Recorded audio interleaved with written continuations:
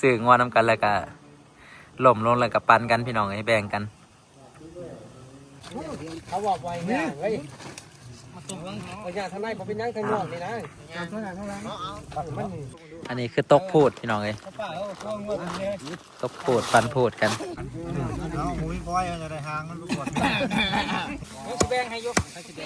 หอดเวลาเอาแล้วพี่น้องเลยพอตกมาหอดอันมือบุญพี่น้องเลยแต่ละเฮือนหรือว่าแต่ละหมู่บ้านที่ว่าเขาเจ้าจะเอาบุญเขาเจ้ากันกะเกียมอาหารกะเกียมข้าวต้มขนมพี่น้องเลยห่อข้าวต้มขนมเห็ดข้าวปุ้นเห็ดน้ำข้าวปุ้นแต่ว่าส่วนผู้ชายก็แม่นสิกะเกียมพวกซีนพี่น้องเลยครัวซีนงัวส่วนผู้หญิงก็เห็ดข้าวต้มขนมเห็ดน้ำข้าวปุ้นอันนี้ก็เขาเจ้าก็กำลังสิครัวงัวแบ่งกันพี่น้องเฮากัดแล้วมาครัวน้ำข้าวเจ้าเพราะว่าซื้อน้ำกันพี่น้องเลยซื้องัวน้ำกันแล้วก็ครัวปันกันเครื่องงัวนี่สมมติว่าเฮาซื้อ 4,000 บาทเนาะเฮากัดครัวน้ำกันแล้วก็แบ่งซีนกัน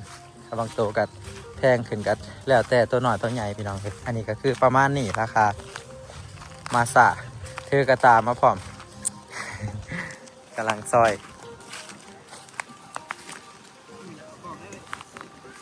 โมเห็นดอกก้นดำ กำลังแหลกขามัน ยังคืออูดจะคล้องอันนี้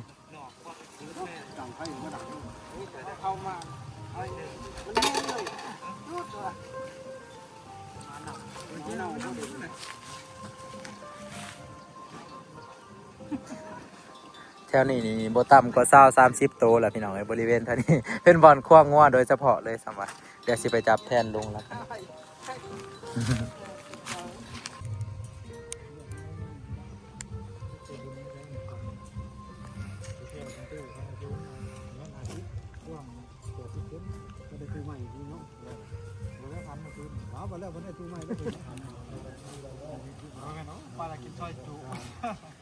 คนอยู่วัดก็เลยโบราณพี่น้องเพื่อนมาโฮมกันอยู่บนขั้วงัว สื่องัวน้ำกันแล้วก็หล่มลงแล้วก็ปันกันพี่น้องให้แบ่งกันตามความเหมาะสมมื้ออื่นพี่น้องผู้ใดอยากมากินซีน ส่วนหลายเขาเจ้าก็เอาพูดละ 1,000 บาทพี่น้องบางคนก็500 บาทบางคนก็250แบ่งกันแล้วแต่สมาชิกหน่อยหลายหรือว่าแล้วแต่แขกเนาะถ้าว่าจะมีแขกมาหลายเขาเจ้าก็เอาหลายพี่น้องแล้วก็อิงตามเศรษฐกิจเงินคำแก้วในถุงพร้อม ผู้ใดเงินหลายก็ซื้อหลายผู้ใดเงินบ่หลายบันไดก็ซื้อตามความเหมาะสมพี่น้องรับแขกหลายๆจนตัวเองถูกกับบ่ไหว้เนาะอันนี้คือแบบกิจกรรมงานบุญส่วนงานบุญก็สิแบบนี้แหละพี่น้องแต่ละปีแต่ละหม่องแต่ละบ่อนแถวบ้านบริเวณแขวงซ้อนเขตเฮาหรือว่าแถวเขตอื่นก็คล้ายๆกันพี่น้องเฮาก็เคยไปเฮ็ดงานไปหันไปนี่ไปเห็นอยู่บ่อนอื่นก็ยามบุญบ้านกันบางบ้านก็จัดนักจัดเต็มกว่าบ้านเฮาก็มีพี่น้องบางบ่องหม่องบางบ่อนก็เขาเจ้ากินเบียร์40-50 ลังเงินหนึ่งก็มีแบบ ที่ว่าจัดใหญ่เนาะเป็นบางบ้านบางบ่อนเขาเจ้ามักม่วนนะแต่ว่าอันนี้ก็เป็นบางเฮือนเขาเจ้าก็บ่กินบางเฮือนก็กินยิงตามความมักของเจ้าภาพ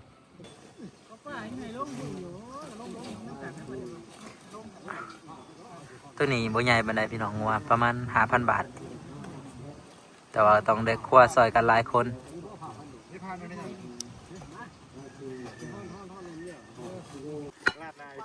อันนี้คือตกพูดพี่น้องตกพูดปันพูดกันอันนี้ได้อยู่ประเทศ5,500ที่ว่าถึงอยู่11พูดพี่น้องอันนี้แหละเขาเอิ้นว่าว่าวหลายพูดมากได้มา11พูด พูดมากหรือว่าว่าวหลายมี11พูดมาจะคือเบงกันเนี่ยลูกนะไปมาเนี่ยบ่เข้ามาไข่บ่เดี๋ยว มีผมมาเรื่อยๆเอาเข้มแค่มึงดูเอาให้โอ้ยยังลุงนวลเอาไปเลย นใส่ทุกอย่างมาอยู่ ป้ามาหอดแล้วถามกินหำงัวเลย เนาะโอ้มันน่ะเชิญทำอีกแล้ว หอดแล้วถามกินหำงัวเลย อยากเชิญทำรถ ทำยังไงบ้างเนี่ย บอกกันได้แหละใช้ลูกหมากมันทำงานได้หมอกบอกแข็งแรงเด้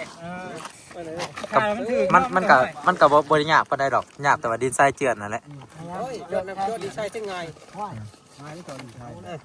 เขาเจาะน้ำบาดาลอยู่นะเป็นยังไง กระเจาะเต็มอยู่ ใส่กันเจือนได้เลยนี่ตะปงลงกันเรื่อยเงี้ยลงรถบอกกันเกียร์กันเนาะเกียร์เท่ากันเกียร์บ่แจบกระซอก เก็ดโคตรพี่น้องเลยเอาใจพอครัวก่อนพอครัวจะกินซอยจุพี่น้องก๋วยเตี๋ยวไปใส่บี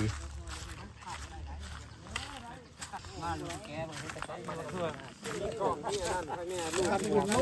องแน่มันก็ยังบริเวณ โอ้ยลูกเป็นกุ๊ก ได้เลยบีนี่ ก้องหน้าพี่ ได้บีป่ะนี่ได้แหละนี่ได้บีนี่ ตู้ไม้ครับบอก อ๋อเสียเพียบมัน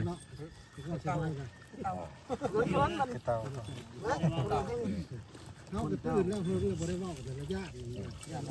เพื่อไปทำหลายคนเลย บอกไก่ เขาบอกไว้เนี่ยเฮ้ยระยะทางในผมเป็นยังทางนอกนี่นะ เท่าไหร่เท่าไหร่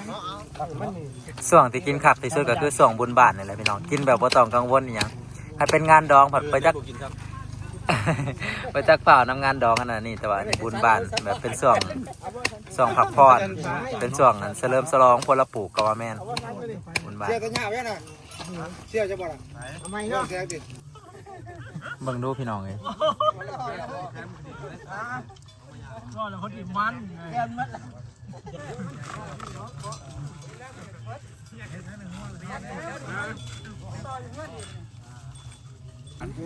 เอาหมูพี่ก้อยจะได้หางมันประกวด ตกพูดพี่น้องเอ้ย เอาไปย่าง พูดละ500 บาท อันนี้ก็คือแบบว่าได้เบิดทุกอย่างถ้าว่าเฮาอันซื้ออยู่ในหม่องอันครัวนั่นนี่นะนับแต่เครื่องในไปจนหอดเลือดจนหอดเพียพี่น้องเอ้ยได้เบิดทุกสิ้นทุกส่วน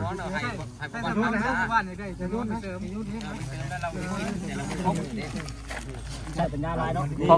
พอบ้านนี่ใส่สมองหลายได้ประจักษ์ขึ้นน้ำบ้านน้ำเมืองประจักษ์ขึ้นน้ำเมียเนาะบ่แม่น คิดน้ำเมียแล้วคิดน้ำมูอีก คิดน้ำมู น้ำเมืองอีกโอ้ยคิดน้ำมันน้ำเมืองบนหลาย ก็เลยเอาสมองเพิ่ม พี่น้องเลยเจ้าเลยเจ้านี่จันถวยเรือม่งๆนี่เหลือกินนี่ กูพี่ยังไง มันมีหยังกันยังลูกกินได้อยู่ แก้มดิ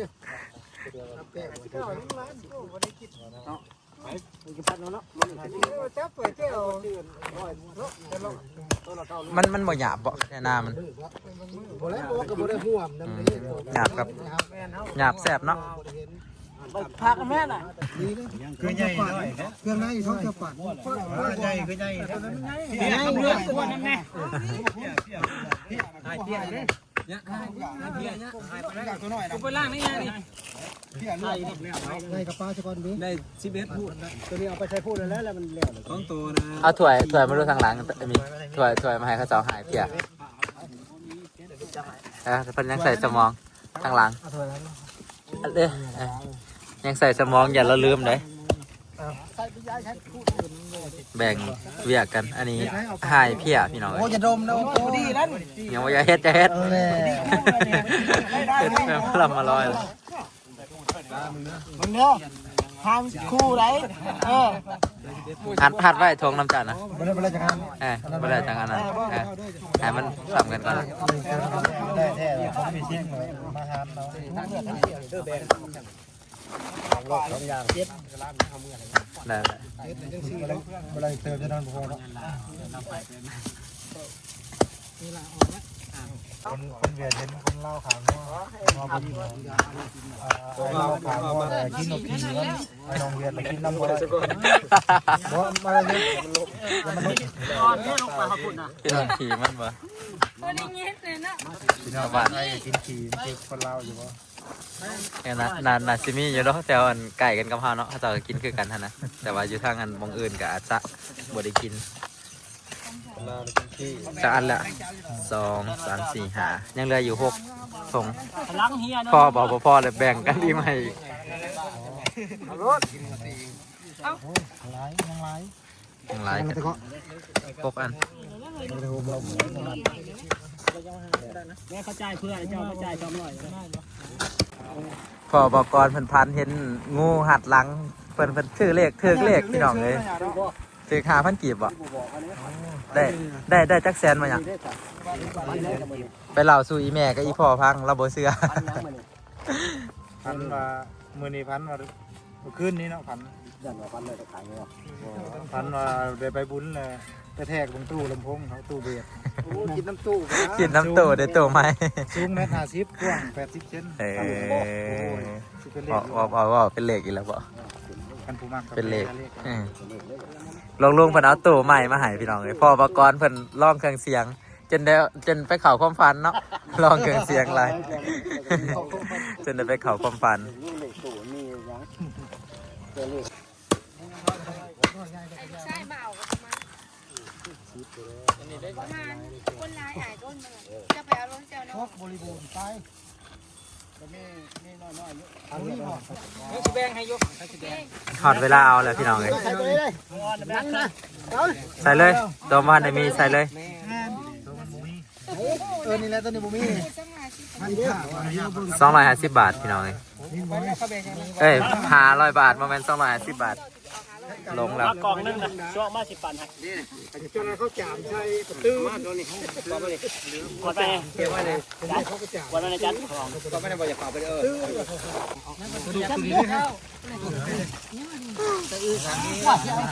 ข้านใบแท้เลยจะพูดให้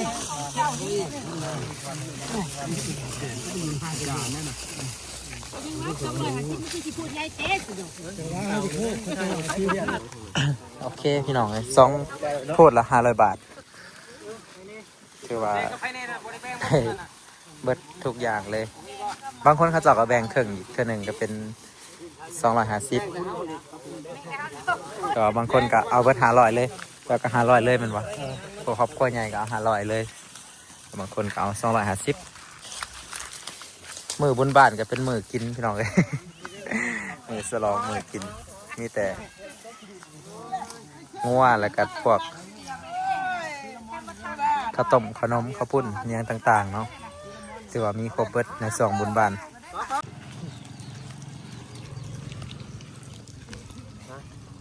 จะได้หาม2 คนจะได้หามมากพี่น้องเลยสิ้นรวมแน่โมเมนต์สิ้นนั่นนะเนาะพูด500 บาทแล้วก็สิ้นรวมเนาะ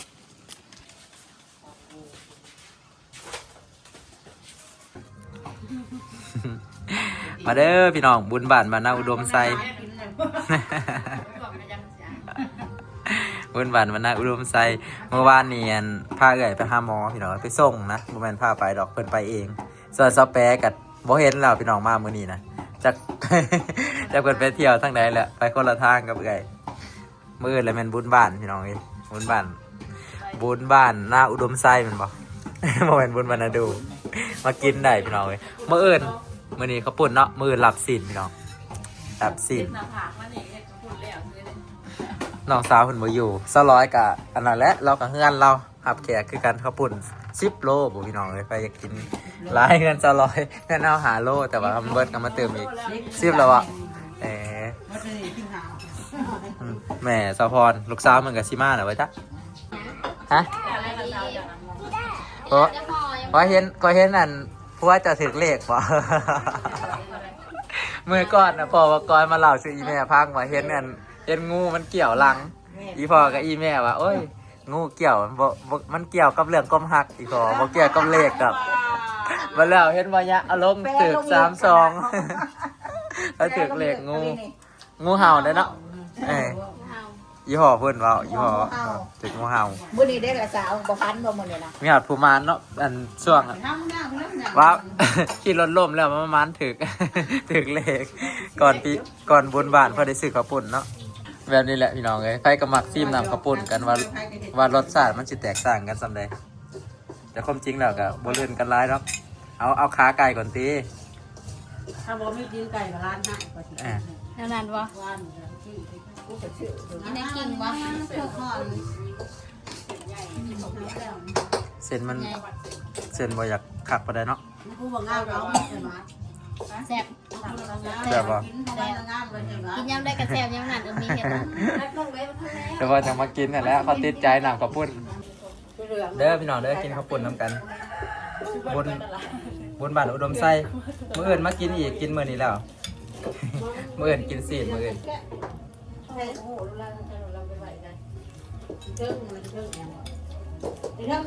ถ่ายเต็มที่เลยส่วนมันจะหลับป่วยจำกล่องมาเลยนักที่บอกเลยมันเจ็บหัวมันจะเกลียดง่าย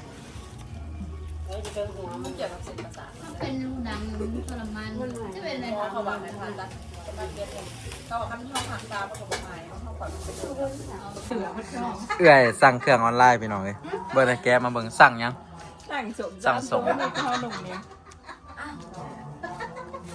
นั่นแหละเป็นอย่างว้าวนะวัดอย่างวันลาเนี่ยไหนลามาแล้วต้องสัมพันธ์เนาะ มันก็คุ้มค่าอยู่กับราคานะแต่ว่ามัน เสือชิ้นหน่อย เราไม่ได้ ให้บักหมูก็อีกกิ่งบ่ เชื่อมันไม่ได้แพง112,000ส่ง3แต่ว่าเขาว่ายุ่มันก็ถือแค่พากันบอกกันกับนั่งจะร้อยนี่อาจจะบ่ตรงปกความราคาถือเด้ บ่ตรงปกก็สั่งส่งได้หัดเสื้อแขนยาวมันก็คือ แล้วก็ย่างก็เจอเนี่ยผู้ใหญ่ใช่หรือเปล่า เอ้มันก็ใส่พอดีแล้วนี่ เอ้าเบิดคำชื่อว่า กูเลยมีลูกมีสาว